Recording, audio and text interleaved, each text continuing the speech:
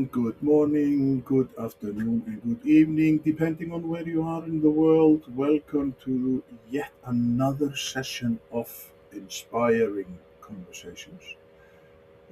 Coming live from Kópavogur, Iceland. I welcome you, and let's just I want to remind everybody, also the new people who haven't seen us before, that this is all about creating conversations that really matter. We are diving into ways to connect deeply, break down barriers, and build moments that inspire trust and growth. Whether it is with your team, at work, or in your everyday chats, we will bring more positivity, realness, and impact into every conversation. And as mentioned, I am in Iceland, in the beautiful town of Kópavogur, which is the second largest town in Iceland, with 40,000 people. So tiny wherever you go, because we are only 390,000 in Iceland. But that is not the issue, because today I have a wonderful guest, and she is not a fried chicken, although she lives in Kentucky. Uh, and this is a book she wrote in 2019, if I remember correctly. And what I love about this title is that, okay, real woman change the world, letting the good girl die so the real woman can live. My guest today is Dr. Dorothy Martin-Neville, and I will do this, and then I will say, "Yay!" And Hello we are there. off. And we are off because your laughter is just contagious. But I need to ask you, because I will just put your website. Uh, Now it's underneath our pictures. AskDrDorothy.com. When I Right. saw that, like, Ask Dr. Dorothy, I thought about another woman who, like, did you get inspired by another woman in the US? Wasn't it Ask Dr. Ruth? Oh, yes. So you are not in that business, are you? Not quite, no. So, welcome to this session of Inspiring Conversation. Lovely to have you. So, as always, when we start, then you have to just give us a little bit. Who is Dorothy Martin-Neville, and why is she why does she hold a PhD degree? What have you done? Why did you write the book? And well, let's start with everything. Just tell us who you are. And I mentioned that you're not a fried chicken. And Not why? a fried chicken, no, babe. So much Because you more, so much more. because you live in Kentucky. How bad am I? Yeah, that was a dad joke, wasn't it? hmm So, who is Dorothy, and why are you on my show? Well, I am a woman who I had a practice for many years, over 20 years, as a psychotherapist, seeing 42 patients a week. I'm a pioneer here in the United States in integrative healthcare. So I created a method of energy medicine. And I had a school for 19 years, the Institute of Healing Arts and Sciences, teaching physicians, nurses, occupational therapists, physical therapists, massage therapists, and others, and those who wanted to be healers about the psychological and spiritual causes of disease and how to heal it. And so, who am I? I'm a woman who loves people, who truly believes that this is a spiritual journey, and that our spiritual beliefs of how the world exists, how we fit in the world, our purpose here in the world, how all of that impacts our emotional health or emotional intelligence, and how that impacts our physical health.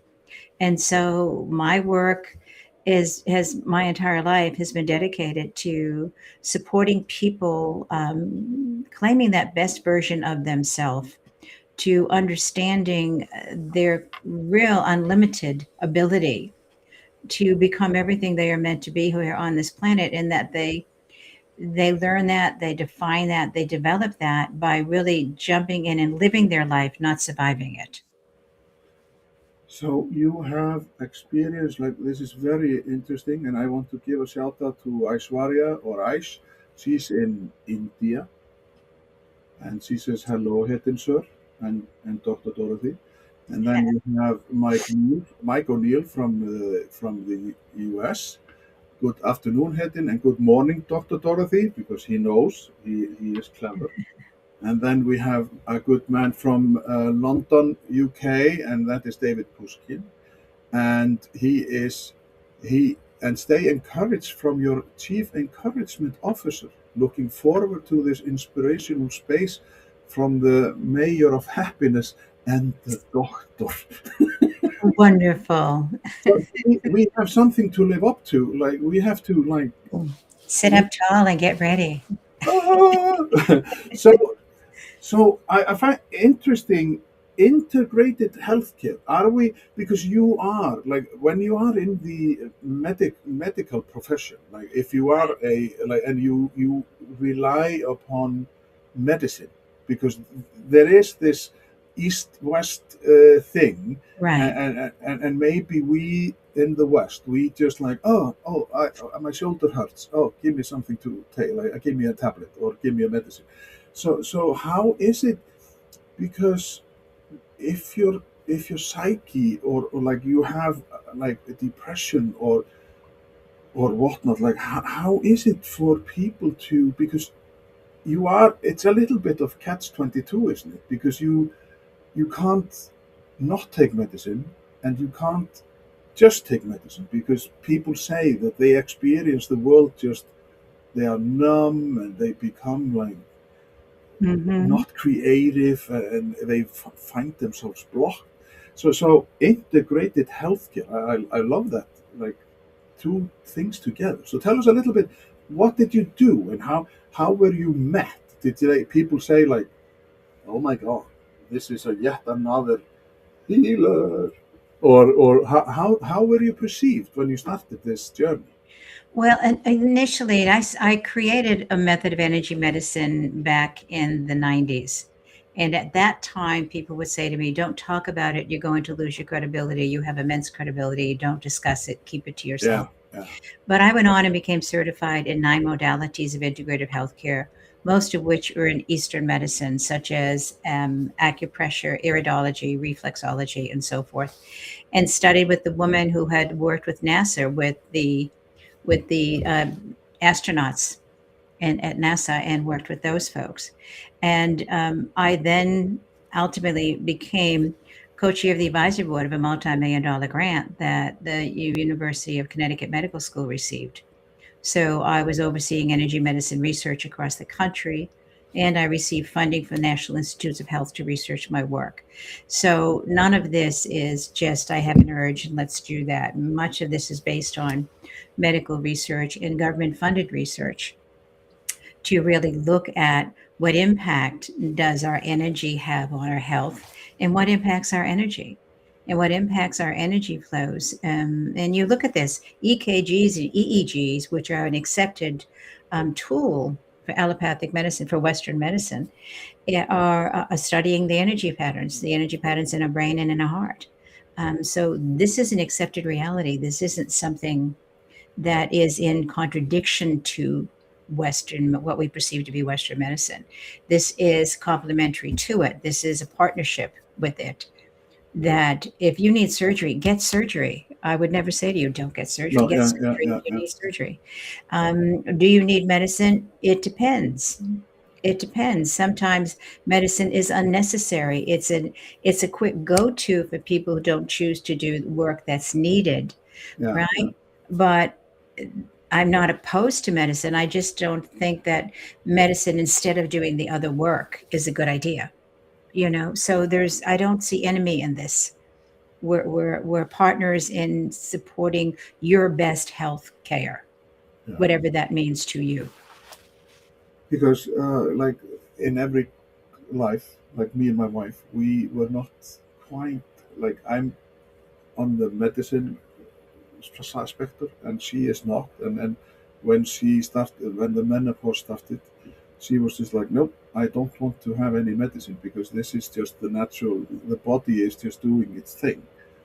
And then when I started to have hot flashes and stuff, then I said, okay, I did not sign up for this. I don't want to be like, I don't want to have a menopause.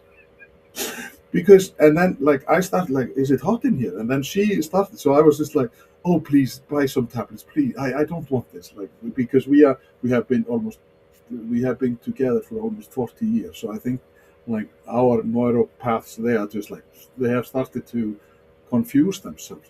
But how were you proceed? Like, did you? So you are the lady who like got people to sign up, and then you put some thingies on the brain, and then you stimulate them, and then to see No, where. that's acupuncture. I don't do that. What I do No, is, no, yeah. yeah, I mean the to get the electrodes, like to Oh, see yes. how. To what So, I so Yeah. yeah, So what I do is when somebody presents to me, more times than not, as a coach, as somebody as an advisor to those in leadership, more times than not, people will say to me, "I haven't been feeling well," and so I'll say, "Okay, so what's going on in your life?" Because if you can tell me what's been going on in your life, and I discover that you're everything in you is being called to transition to a new position or is being called to expand if you're an entrepreneur to expand your company or to change your company to create a new company, whatever it may be, or your marriage isn't working or there's something else going on in your life that's not. Let's talk about that, because if you can become at ease spiritually with what's happening, and I mean that in a sense of what's my purpose here on the planet? Am I called to, everything in me calls me to be creative with my hands. And yet I know that, or to invest in real estate, or whatever the case may be. But I know that a safe job would be to work in insurance. And so I get a job in insurance. And even though it's a theoretically good job, I dread getting up in the morning. I dread going to work. I dread doing whatever it is I have to do during the day. What ends up happening is that you start walking in, literally, your whole body constricts, your whole body just, and then you start feeling pain everywhere. And you think, gee, I wonder what's wrong with my body. I'm feeling pain. Well, what's been going on? What if you had permission to look at what is it you feel called to do? I'm not saying do nothing. We need to do something to support ourselves to evolve. yeah, What is it that would feed your soul? What is it that would bring you alive and make you excited to get up in the morning? And sometimes it isn't changing our jobs. Sometimes it's changing how we approach our jobs. Sometimes it's changing what we bring to the job, right? And so when I can help somebody connect with that, more times than not, they'll say, "Boy, that pain went away. Boy, I feel so much better. Boy, it feels like everything in me is flowing again.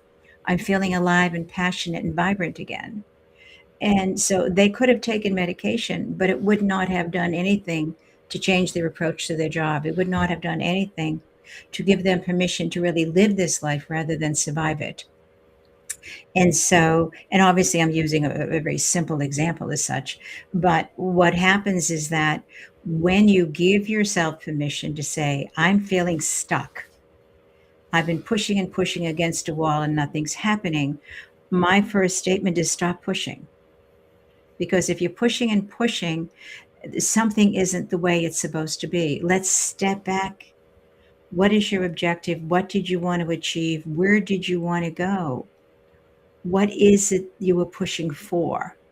Could we look at another way to get there that doesn't involve you pushing? It may involve you growing. It may involve you learning something, getting another skill. It all depends on so many factors. When you then have hope that I could get there, emotionally, you're in a much better place. Now, emotionally, you're filled with more excitement rather than depression, or you're filled with joy rather than rage. Because when life stinks and you just have to get through it, you may go into rage, others go into depression, some go into anxiety, right? So if things are working, you start feeling better physically because energetically everything is flowing in your life and life is a joy. So for myself, when I work with clients, sometimes they present because of things that are happening in their business. Sometimes they present because this is their third divorce, and they think, why do they keep choosing the wrong partner? When in fact, let's look at what's going on inside of Yeah, you, yeah, yeah, not your partners, right?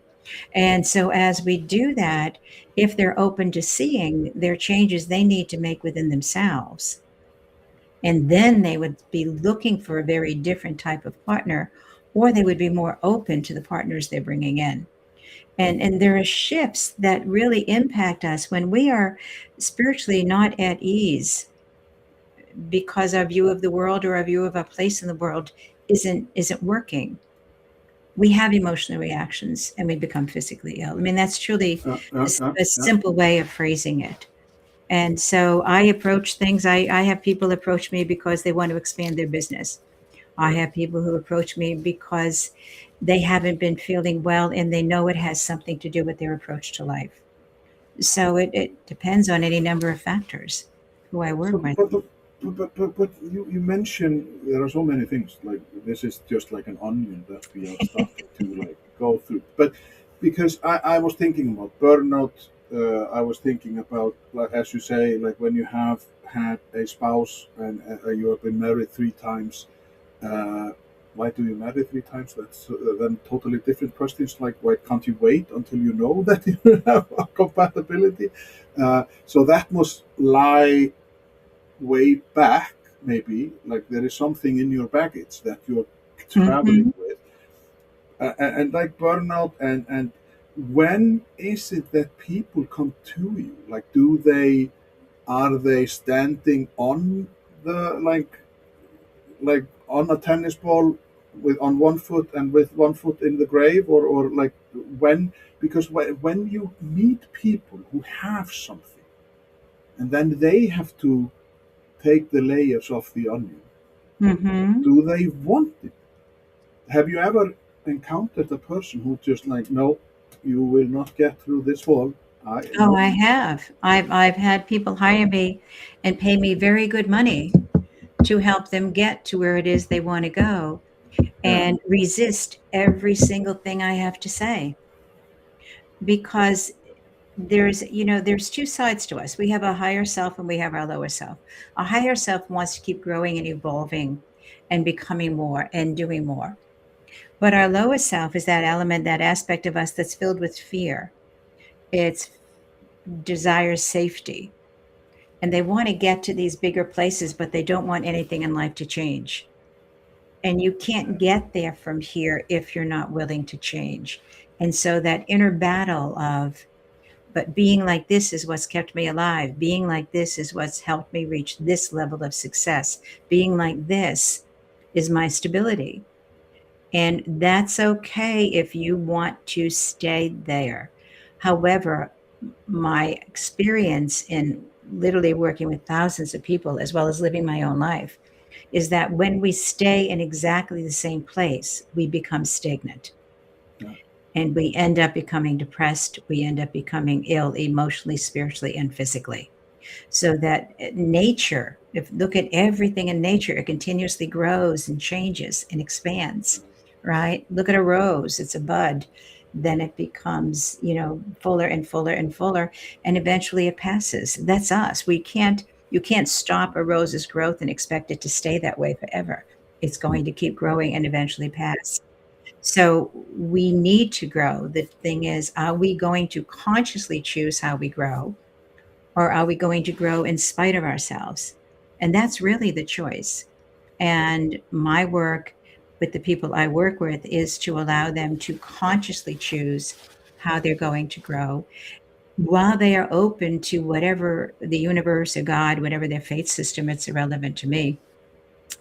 Are they going to continue to grow while the Holy Spirit or the universe, whatever guides them? Because the fact is, if you've got a dream and you've really worked, you've gone through college or educational, whatever kind of training you needed to do to get to where you wanted to go, and you kept going and you kept going, you realize that as you learn, as you grow, you change who you are, you change your belief systems, you change your life experiences. And because of that, you change your view of what you expect or want in the world, and who you are becoming changes. And so, as you're open and going towards a goal, oftentimes you see something you hadn't anticipated that opens up your world in a far greater way. I'm sure at 18, you weren't thinking of having a podcast. They didn't even exist, right? No. So Yeah, yeah, right? So yeah, yeah, yeah. as we grow and we evolve, we're going in this direction. And because action creates action, right? Because Yeah, we're taking, and we're not sitting down and saying, gee, I think I have a great idea, or someday I'm going to do something about it. When we get out there and start working towards it, what we find out is we're exposed to opportunities we never would have seen back here. So the more we grow, the more opportunities, the more risks we take, the more ability we have to see opportunities that never would have been there for us, you know? yeah. Right, And I'm just thinking about the person. If you have like when you have this stiff kind of personality, or you are very like in a box and you just right. consequent in what, and then maybe they talk to you and then they all of a sudden say, I was not like this as a child. I was a free Mhm. spirit. So and I would just like, ooh, then you can really have fun, because what happens, like where is the transition from a free spirited, always laughing, and then you are very serious and you have to do it like this and you have to do this, and like there is so many things that you said, so many things that I was just like, oof, you must also be tired being always like, I have to be like this. People are not going to see me laugh, or they are not going to see me doing this. This conditioning that people have, Yeah, that if they can be, when they're single, if you will, when they're younger, they can be alive, they can be vibrant. But somebody has conditioned them to believe that if they're going to be mature, if they're yeah, going to be responsible, they should do this.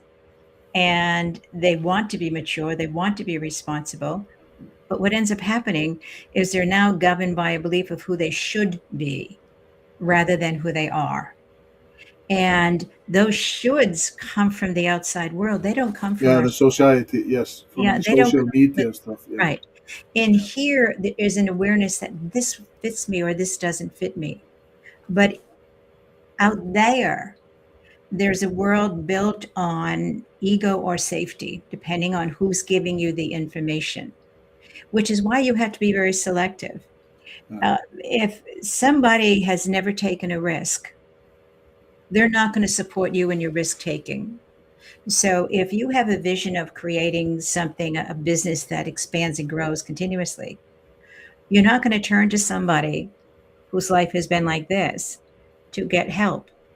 You need to turn to somebody who recognizes taking risks opens up massive opportunities. It's a risk, but it opens up massive opportunities. And as long as it's intelligent risks, it's not, irresponsible risk, then you go. Everything is a risk. If you're truly living your life, everything is a risk. but how is it now? Rabasi, he has a question. He is from the UK and he is an avid listener and watcher. So he says like pain is a motivator to take medicines for a quick fix, as we have Hmm. spoken. But Right. how do you convince someone to look for an alternative approach? Like how, if we, like we all know people who are just chewing medicine like Right. they were biscuits or whatnot. Right. Like how do you go to them and say, like, are you sure? Like, would they be? Have you ever encountered people? Like, Yes. have you approached people? Like, how do you do it? I've been doing this so long. I've approached every resistance under the sun, whether that's emotional, spiritual, physical, health wise, financially, all of it. I've got multimillionaires who tell me they can't afford this or that, and it's you, you have Yeah, to, yeah, life is what it is, right? We all have our yeah, own stuff. But when I work with folks who say, but no, alternative medicine doesn't work, whatever that is, yoga doesn't work, meditation doesn't work, or whatever it may be, but herbs won't work, whatever it may be. I simply ask, I don't try to convince anybody of anything. I try to do reality checks. Okay, you've been taking this medication for 3 months, 6 months, 10 years, whatever it may yeah, be. Has it eliminated the problem? No, that's why I continue to take it. What if you continue to take it, and in addition, you tried this other remedy? In addition, you tried this. So it could be something as simplistic as diabetes, which is such an easily, not diabetic 1. Diabetes 1 is a very yeah, different yeah, disease than yeah. diabetes 2. But what if, yep, you keep taking your insulin, you keep doing your thing, but you started walking a quarter of a mile a day? What if you then went up to a half a mile a day? What if is take your meds, but keep doing this? So what if, and they think, wow, I'm doing so much better. What a coincidence. Yeah, What if you talk to your doctor and he or she helped you decrease the amount of medication? And then eventually they'll say, "You're not going to believe this, but not only did I lose weight, I feel fantastic. And my doctor tells me I don't need insulin anymore." Isn't that amazing? And so now all of a sudden, I didn't decide to make their doctor is stupid, the medicine is stupid, all of that is stupid. I have the only right answer in the world. Really, that has never been my approach, and it never will be my approach. God willing. It's let's work together and let's see what we can do to support you. And as people start noticing changes, the only thing that's changed in their life is the remedy you suggested for them, whatever that may be. Because sometimes it's a remedy, sometimes it's homeopathic, sometimes it's as simple as, I don't mean to make that simple, but as walking or as doing lifting 2 pound, 5 pound weights, whatever the case may be. And it's like, wow. And then they begin to see, because when you attack somebody's approach, you put them in defense. When you try to show that they're doing it wrong, they're going to have to protect themselves. So you've blown it already. So rather than going against them, add on. That's been my experience. Add on, and then they'll say, wow, it's really changed. Now I'm going to see if that alone can do it for me. And more times than not, it does. And then they don't even need the alternative remedy. They've healed themselves from whatever the situation is. Isn't it just? I have always said that people ask me, "Why are you happy?" or "Why are you looking for happiness?" Like when I wake up in the morning and if I hear the birds singing, I just tell myself, "Oh, this will be a great day." Or you are walking and you see ducks in the ocean or birds swimming in the ocean, and you just like, why are they and what are they doing? And you start like thinking, and you give time. Like time is also of an essence because we are always so busy. We can't do this and that. And like when I was growing up, I read books like there was no tomorrow. And then it, of course, time evolves. But now again, now I have love to have a book in my hand and just forget myself in a Yeah, book. yeah, So there is also this just pause. Just pause. We are in a marathon. We are not in a sprint. Life is just like, as you were saying, you have been doing this for 1,000 years, and you are just like you right. have evolved, and and like Aishwarya says, like it's all about becoming or evolving. She is saying yes to you. What Thank you you very said, much. I what appreciate that. Thank you. what you said before, and David Pushkin, he says like this speaks to a growth and curiosity mindset, isn't it? Like Absolutely, it does. And yes, my last book is called Forging Ahead by Stepping Back, because it really is, to get ahead, we need to take the time to step back, catch up with ourselves, because the more we progress, we need to integrate that. yeah, And when you rush ahead, there's no time to integrate your own personal growth. There's no time to integrate what's working, what isn't working. You're just pushing ahead.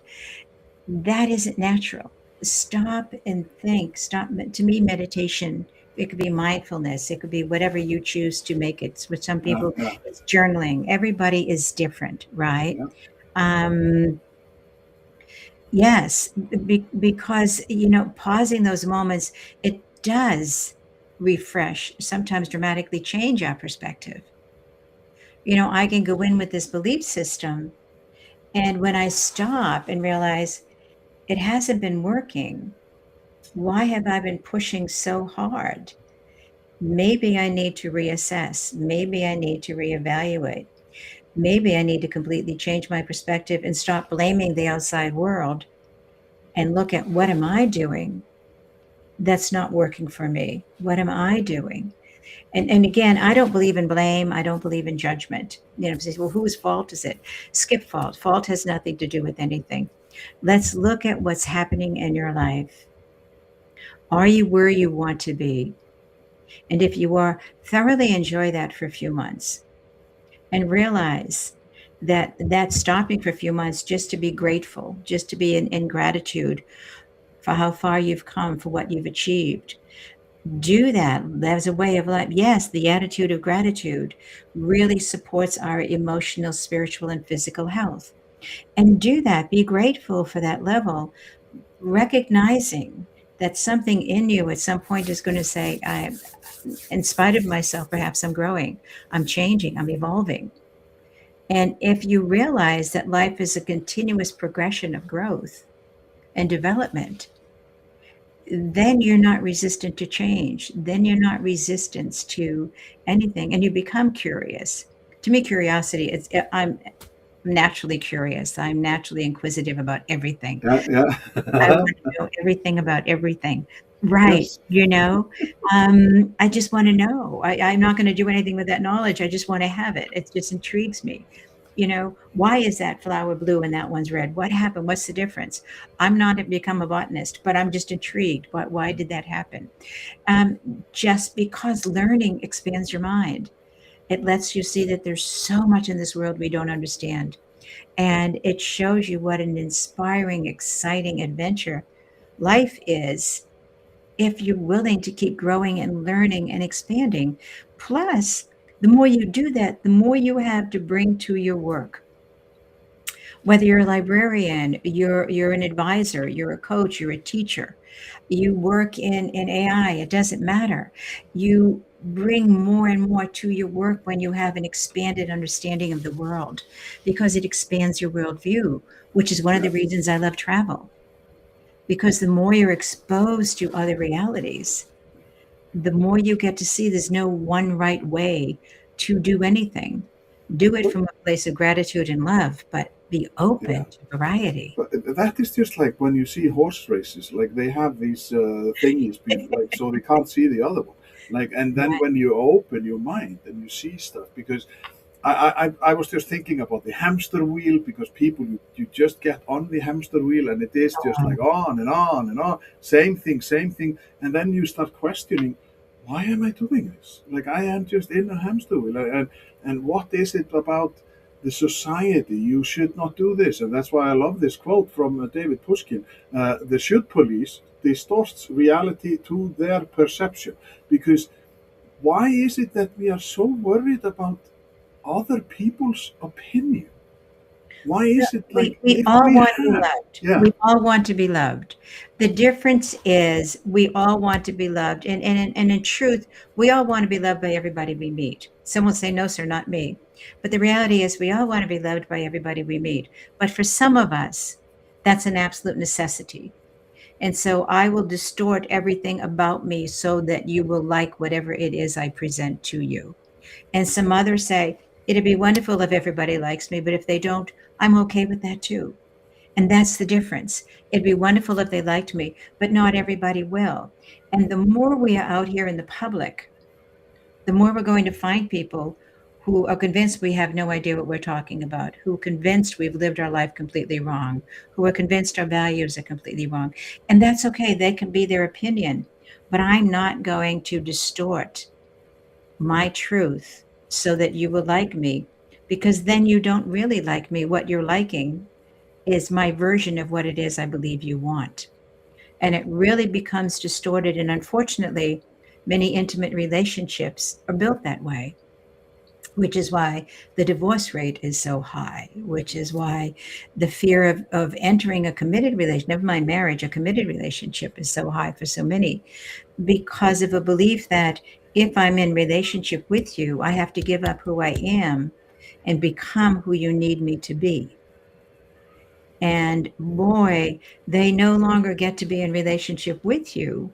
They're in relationship with who you're trying to be to what you believe are their expectations. And now you've got everybody living a lie without intending to lie, but everybody is living an image that doesn't fit who they truly are. And once that happens, the relationship begins to fall apart. And people say, I got lost in that relationship. I disappeared. You did.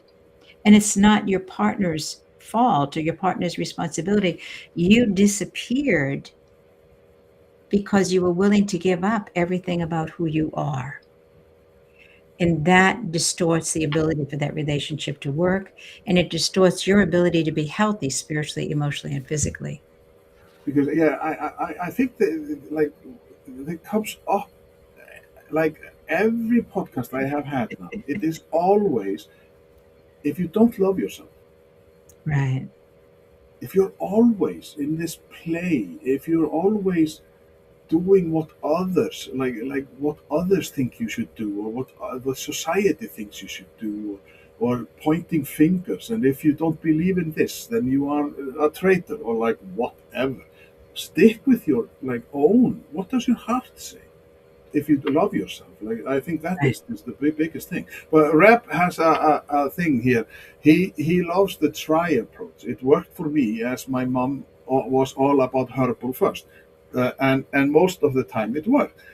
So do you find that the social generation, so we are probably talking about Gen Zs now, I don't know if you work with them, is looking for immediate answers, and maybe be more reluctant to a thinking or a reflective approach?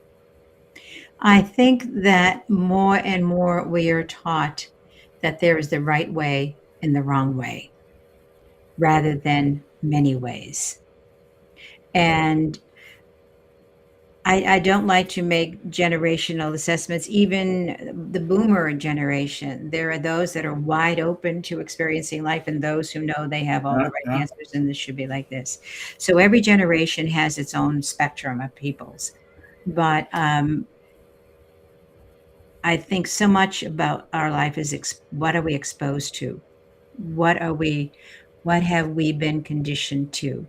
And if we have people in our life who are reflective, we have people in our life who question, and I don't mean assault, attack, but who question. Mhm. Oh, that's how you think. How, wow, what made you believe that? Or how did you get there from here? And you learn to ask, and they see you learning to ask. All of a sudden, it gives them permission to be inquisitive as well, right? You're right. You need to be self aware. You cannot connect with others when you're not even aware of who you are because you don't even know what you're bringing to the table. Mm. So, self awareness, reflection, emotional intelligence, and all of that takes place through mindfulness.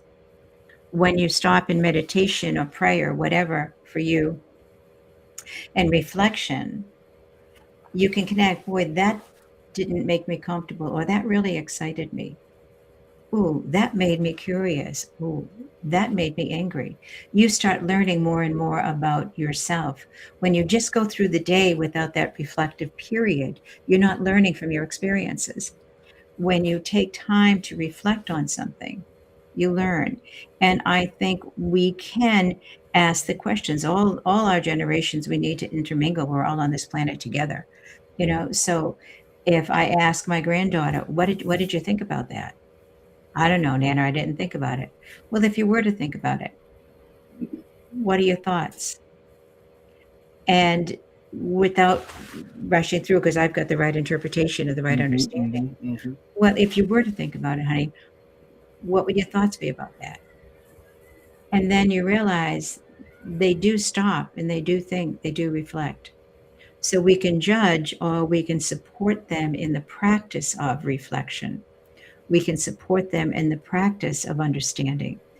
When we give empathy, Empathy is present. It's the same thing when we give love. Love is present, right? When we give judgment, they judge back. If I expect myself to be perfect, I am going to expect everybody in my life to be perfect. And now everybody in my life is going to disappoint me because not one of them are going to be perfect. Because perfect means I have an image of what perfect looks like. Mm-hmm. And that may fit nobody out there, right? Even I can't achieve that perfect state. And nobody else is either because their image of perfect may be dramatically different than your image of perfect. So everybody's going to be failing you. So what if we gave up all of those thoughts and it became much more of, I want to get to know who people are, knowing nobody, including myself, is perfect or ever will be, whatever that means, because that's somebody else's assessment of what perfect should look like. Mine is, I have no clue. I grew up here in New England, which is a very, we have more universities here. We have cold weather here, and we have warm weather here. Simultaneously, I lived in the Caribbean for 10 years on a little island of 6,000 people where we had more goats than people. You know, you're right. This woman here, becoming the leader your life has prepared you for courage, clarity, and the work of becoming. Constantly, we're never done becoming until the day we go home. We're Yeah, not yeah, done. yeah. But my thought, where I was, is that having grown up here in New England in the United States, I grew up in a very small Irish Catholic community of South Boston, and I thought the entire world was Irish and Catholic, because that's what I knew, right? Yeah. And That was your little bubble, right. yes. And the whole world eats tuna fish on Friday nights because Catholics don't eat meat on Fridays. So I thought the entire planet had tuna fish sandwiches on Friday nights with potato chips. You grow up in an innocence of, this is the whole world Yes. does it because everybody I know does it. So I know everybody in whatever country that exists is doing exactly the same thing as me. They're all Irish and they all eat tuna fish on Fridays. And life is simple. But as you grow and you think, ooh, not everybody in the world is Irish. Not everybody in the world is Catholic. Not everybody in the world likes tuna fish. Not everybody in the world even eats fish. Oh my goodness. How amazing. And when you can do that and learn that without which one of us is doing it right, Yeah, yeah, and you can just learn it really allows you to begin to see the gifts of your upbringing, the gifts of your conditioning, but also the limitations. And I don't care where you grew up, there were gifts and there were limitations. And the more you're exposed to other ways of thinking, to other ways of living, to other ways of being, the more you fall in love with some elements of the journey you've walked, but also the more you get to drop that no longer serves you, that may have served you beautifully as a child, but doesn't serve you as an adult. And the more you get to bring in, so that continuously becoming is really, how much more am I exposing myself to? yeah, yeah. You know? But because when you, like, we are talking about this, like, that you have this way of, you are open, I am open, and I want to, like, get my kids to not just be like, there is not either or.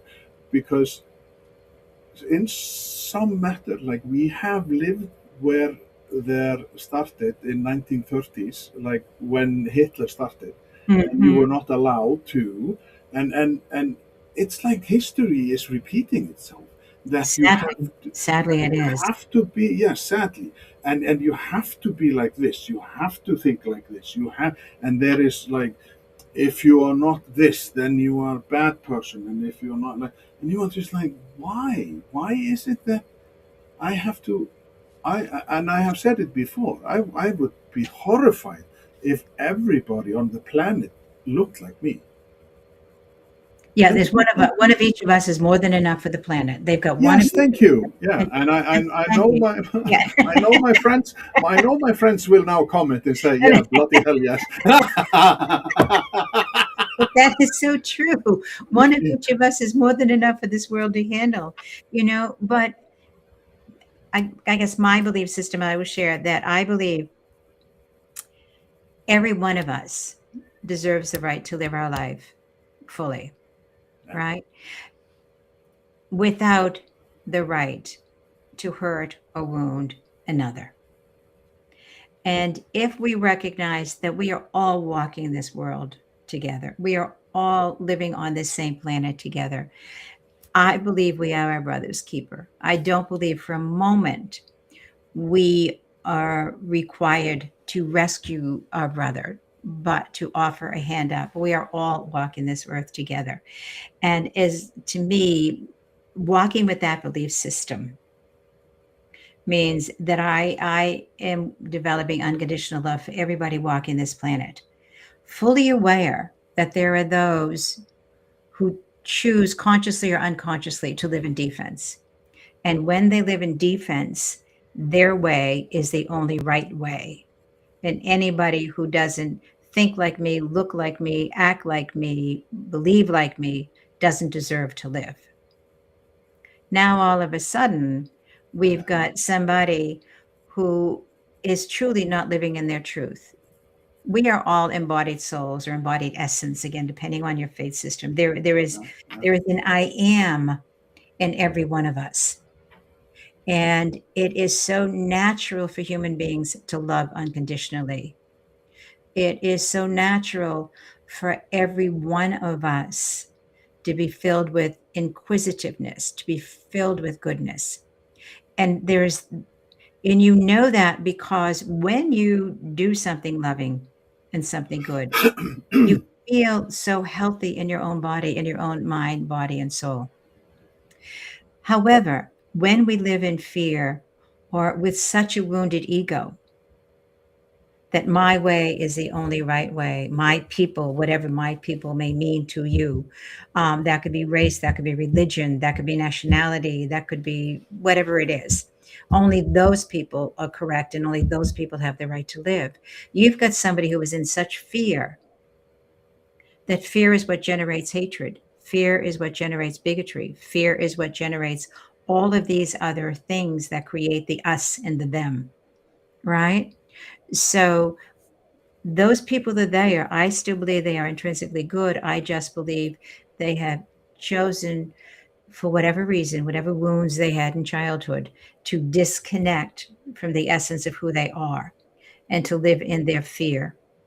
And they will bring in more people that will help feed their hatred, more people that agree with their hatred. They'll have the same hatred, they'll have the same fear, and they bring it out and then they keep growing. Um, I don't believe we can fight them. The difference we can do is expand our love, expand our understanding, expand our ability to be present. And that changes how we live in this world. That changes us. If I'm working with leaders who are convinced there's this way they have to do things, I say, how present are you in your life? How present are you? And well, I'm doing what I'm supposed to. Let's back up a moment. If you're an embodied soul, embodied essence, you're supposed to is going to come from in here. If you're intrinsically holy and good, it's going to come from in here. And look at if you're in a position of high leadership, you've got years of experience behind you. With openness, what has your experience taught you about people? What has it taught you about your company? What has it taught you about the goals you're achieving, that you're reaching for? So let's look at that and bring the best of who you are to your position, whatever that position may be. As an entrepreneur, as a housewife, as a house husband, as a father, as a mother, as a brother or sister, whatever, as a friend, what has your life experiences taught you works best in creating that intimacy and that best way to support these people you love? And sometimes it means letting people fall on their face so they can learn to get up and they know they'll survive, right? So all of this, to me, it seems like we're going all over the place, but we're not really. It's to become the leader of your own life. Is this here right in front of us here? To become the leader of our own life means I am spending the time on reflection to look at what best reflects who I am today without regret for who I was 5 years ago, 10 years ago, 20 years ago. I was the best version of me that I knew how to be 20 years ago, Yeah, yeah, right? And the absolutely. best version of me that I knew, not perfect, but the best version of me that I knew how to be 10 years ago. And I'd like to believe the woman I'm going to be in 10 years is going to be 10 years more evolved from the woman I am today, right? That it's going to be based on who I am, but who knows what greater life experiences? Who knows where I will have been? Will I have spoken in other countries in the world? I've spoken in 9 countries now. Will I have spoken in 20 countries? Physically been there and experienced more cultures, experienced more peoples. What will my life be like? Will I have opened up another company? Who will I be? What will, when we continue, it's continuously growing. With reflection, we have a greater clarity on what works for us, what doesn't, on who we want to become, and what part of us do we want to develop, the lower self or the higher self. And with that, we increase the vibration of the people we bring in. We increase the vibration of the work we bring in, of the experiences we bring in. We're continuously in process. Yeah. And our responsibility is to bring in those things that best support the process that we want to go with. But how is it? Okay, Aishwarya, she says, like, fantastic take. Like, if we are open and appreciative, might bless us with a dopamine effect. Like, if Mm-hmm. we are open and appreciative, Right. and we need to analyze what helps us. Because when you're talking about showing interest, because we say that it takes a village. It Mm-hmm. takes a village to like, we have to take care of a child. And it's not the parent, like, we all pitch in Right. the school, education, yada, yada, yada. But why is it that people, why do we take it the wrong way? Why is it because we are like, why are you like talking about my child? Why are you doing this? Why are you like, are you criticizing me?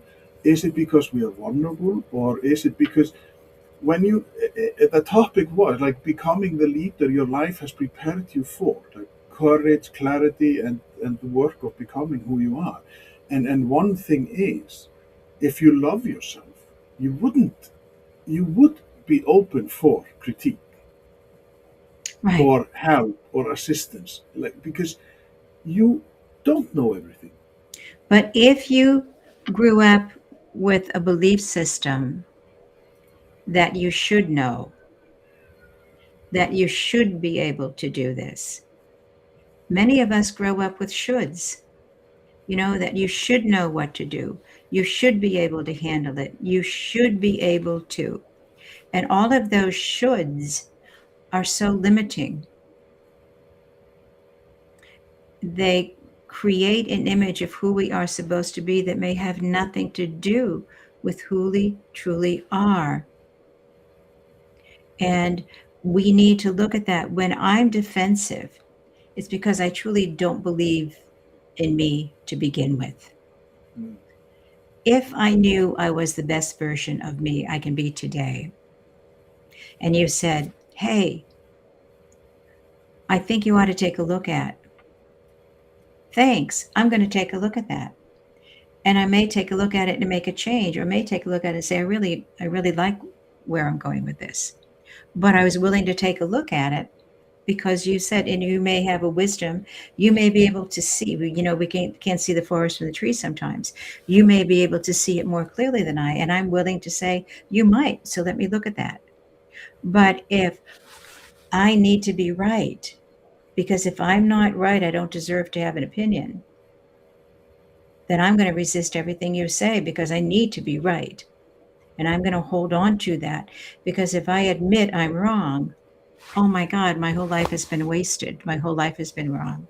I've been wrong. I don't deserve to live. It's like, But whoa, take a deep breath. Take a yeah. deep breath and go on. Yeah.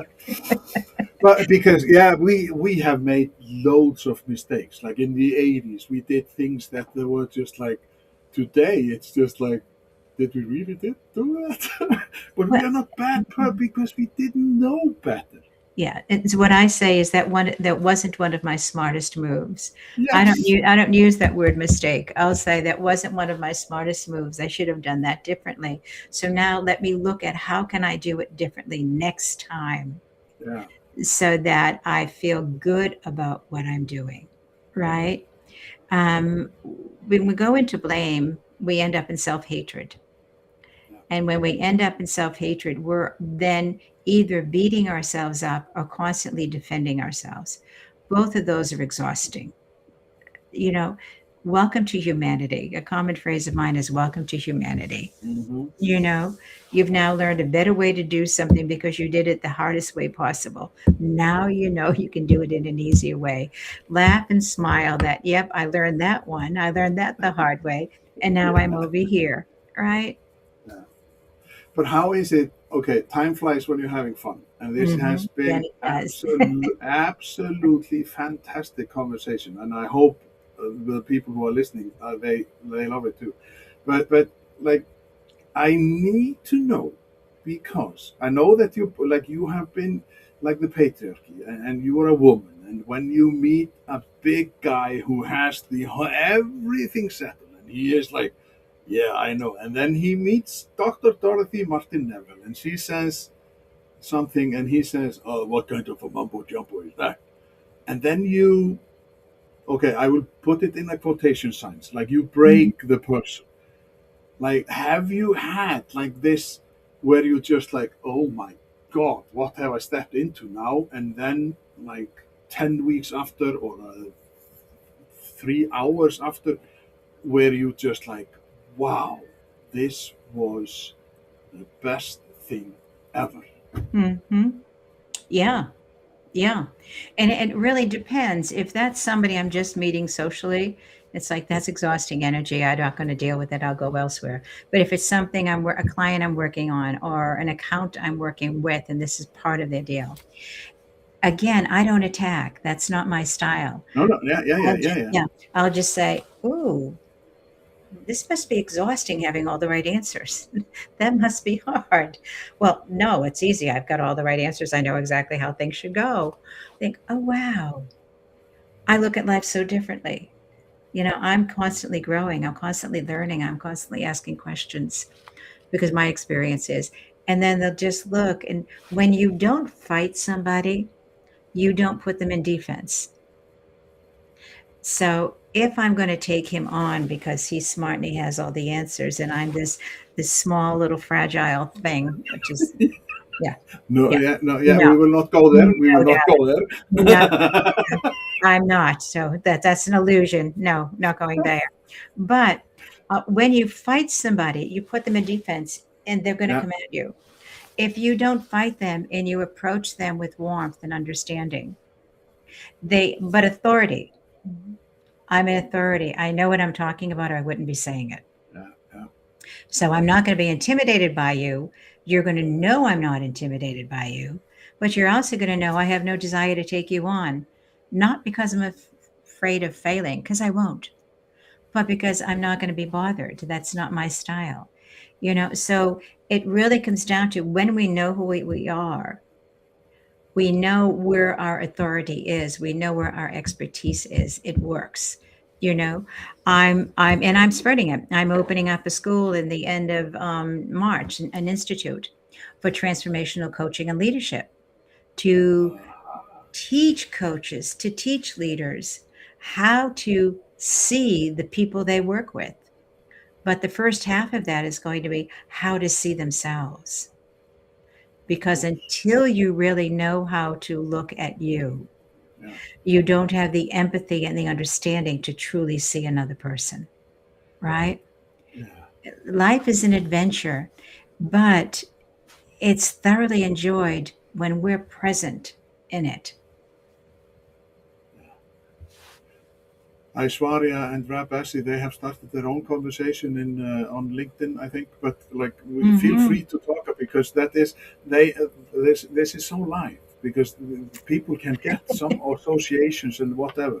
But she's talking about questions take a conversation to reach its purpose by adding a Good for dimension of them. reply, and asking questions is key in communication, and all whatnot. But as we are approaching the end, because we have talked, believe it or not, for an hour. As I Time say, flies. time flies when you're having fun, and this has been truly fun session.